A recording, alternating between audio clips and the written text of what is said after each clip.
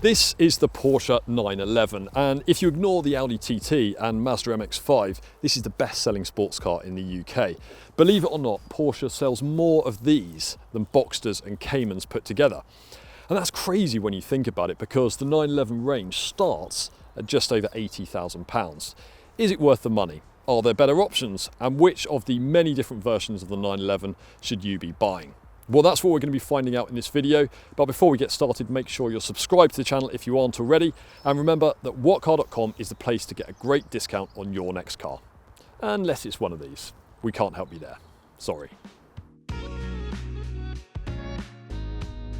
Now, this is the latest generation of 911 and it's codenamed the 992, and it's been around for about 2 years. This actual car is the entry-level Carrera model, and usually when we borrow cars from Porsche directly, they have £10,000 or £20,000 worth of options on them, some of which are very popular with buyers, but a lot that aren't. This car, very unusually, has barely any extras on it. It's painted white, as you can see. That's one of only 4 colours that you don't have to pay extra for. And it even has the standard alloys. They are 19-inch at the front and 20 inches at the rear. In fact, the only extras this car does have are a black 911 logo on the boot, a GT Sport steering wheel, trim strips in high gloss finish, a reversing camera, and Sport Seats Plus, which really just means they have a bit more support around the shoulder area. There are a few other options that we'd recommend adding as well, as much as anything to make your 911 more desirable when you come to sell it, and we'll run you through what those are a little bit later on. This is the coupe version with a hard top, of course. There's also a Targa and a proper convertible with a fabric roof as well, and you can have a lot more power than the 380 bhp that you get on the Carrera if you want to. We reckon this is the pick though. Unless you're desperate to have a manual gearbox, you can't have one of those on the Carrera. You'll need to go for the Carrera S or the track-focused GT3 version that's about to be launched. Both of those cars are available with a 7-speed manual gearbox. Now, one of the most famous things about the 911 is the location of its engine. It's back here over the rear wheels. That's been the case since the first generation car went on sale back in the 1960s, and even though technically that isn't great for weight distribution, which is why rivals like the Audi R8 have their engines in the middle of the car, it does help make this one of the most practical sports cars. So, there are a couple of rear seats. They're absolutely tiny, so I'm not even going to attempt to get into them. And the space is just useful for throwing bags, coats, or anything else you can't be bothered to put into the boot, really. Whereas in the R8 and the Jaguar F-Type, there's a bulkhead directly behind the front seats here, so there isn't really space to store anything. You can actually fold down the rear seats as well, and that gives you a ledge to put a set of golf clubs or a couple of suitcases onto. The only slightly annoying thing is that you can't access that space from the back of the car, so you have to slide things through past the front seats here. There's another boot round here at the front, and it's pretty big as well. In fact, it's almost big enough to fit me into. Or more to the point, a couple of suitcases or a few bags of shopping. So overall, really, really practical by sports car standards. The biggest changes for the latest 992 version are definitely in here. So you've got a much more modern looking dashboard with this gloss black center console here and these digital instruments behind the steering wheel, although you do have to crane your neck a little bit from one way or the other to see them properly, because otherwise the rim gets in the way, so that's a little bit annoying. But you do get a great view of the analog rev counter in the middle. There's a little digital speedo as well. Let's face it, that's the stuff you really need to be worrying about seeing in a sports car like this anyway. Quality on the whole is very good, certainly a lot better than in a Jaguar F-Type. So you've got this leather wrapped dashboard up here and more leather on the tops of the doors. You do get leather seats as standard in the 911, but for no extra charge you can have these part leather seats, so they're really nice. They're called Sportex. Love these metal shift paddles behind the steering wheel here. They feel really high quality. In fact, the only thing that's a little bit disappointing are these door pulls here, because they're painted the same colour as the shift paddles, so naturally you assume they're going to be metal as well, but they are in fact quite cheap feeling plastic. So that's a little bit disappointing, but other than that, really, really impressive in here. Now, all 911s get this 10.9-inch touchscreen infotainment system as standard, and screen resolution is very good, it's quick to respond. And for the first time in a Porsche, the new 2022 911 comes with Android Auto. Until now, Porsche has only catered for iPhone users when it comes to smartphone mirroring, but now it doesn't matter what type of phone you have, unless it's a Nokia from the 1990s. Storage space isn't bad. The door pockets, they're fairly small, but there are two on either side of the car. And there's also quite a narrow tray here under the central armrest. This rather funny looking cup holder will only hold fairly slender cups and bottles, but if you've got something of this size, you'll find it won't fit, but you can just pop it out, throw it somewhere, and then it will fit just fine. So that's not really a problem. And if you're thinking it's a little bit disappointing that there's no cup holder for your passenger, don't worry. If you press this part of the dashboard, one pops out for them. Now, apart from what type of roof you have in your 911, there are effectively 5 different versions to choose from. There's the entry-level Carrera that I'm driving here, and then there's the Carrera S. That car uses the same basic turbocharged 3-litre flat-six engine as this, but it has more power, 444 bhp to be exact. Now, both of the Carreras are rear-wheel drive as standard, but you can pay extra to have four-wheel drive if you want. And confusingly, even though, as I've just explained, both of those cars are turbocharged, there are also 2 turbo versions of the 911 as well, the Turbo and the Turbo S. That naming is for historical reasons, because from back in the 1970s until a few years ago actually, it was only the most powerful versions of the 911 that were turbocharged.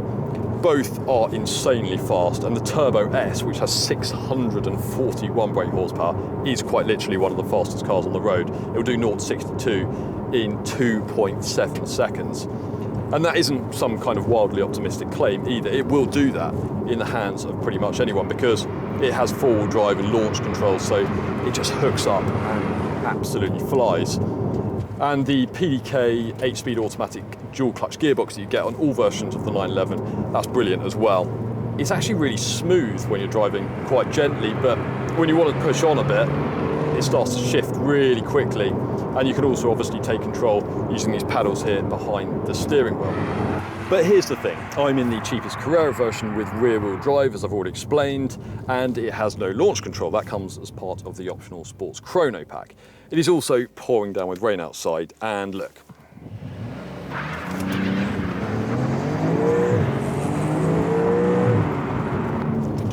0 to 60 in 4.1 seconds. Do you really need anything faster than that? This is actually the first time I've driven a 992 without the optional sports exhaust fitted. And you know what?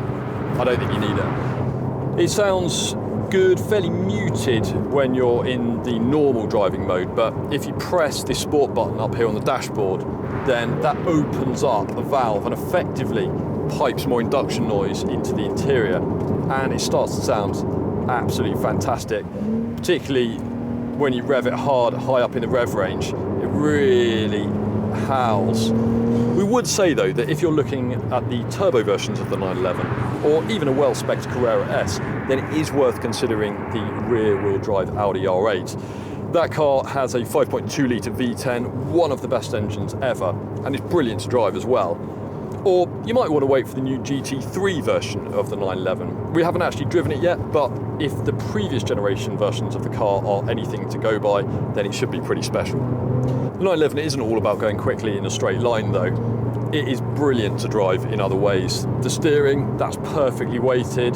There's no silly button for changing the weighting, making it lighter or heavier. It's just how you want it as soon as you switch the car on. It's really, really accurate as well. There's a silly amount of grip as well, even on the standard wheels and tyres that this car has. It is better suited to fast, sweeping corners rather than really tight, twisty roads. The cheaper, lighter Cayman and Boxster are better there, but certainly compared with similarly priced sports cars like the Jaguar F-Type, you can watch our video on that by clicking up there at the top, then the 911 is in a completely different league.